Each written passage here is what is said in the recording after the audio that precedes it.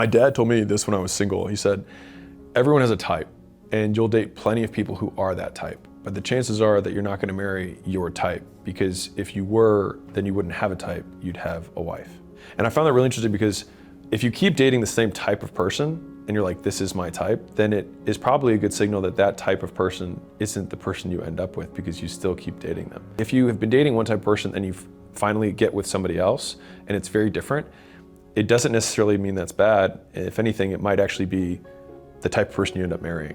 And I just find that as a really interesting frame for thinking through mate selection. You know, we date people who fill one clear role or one clear look, especially when you're younger. It's just, I mean, at least for me, it was just like, how hot is this person or whatever. But over time, you realize that like you date someone a little bit on the edge and you're like, oh, I liked all these other things that the people I normally don't have. And then all of a sudden you start branching into very different types of people and kind of, in some ways, appreciating, because I would say I've dated a more diverse selection of people than I've been friends with. I would say friends, like anyone who's friends with me is very narrowly interested in certain types of things, but people I dated, I was willing to date people who were far outside of that sphere of competence. And so even though I currently now am married to somebody who is in that sphere of like business and hardcore and all that stuff, I feel like I got a big appreciation for lots of different cultures ethnically, but also like psychographs of deeply religious people. Like I've dated people who were deeply religious before, and so I have a really good appreciation for that. And so I wouldn't have had that exposure had I not been willing to kind of break the type.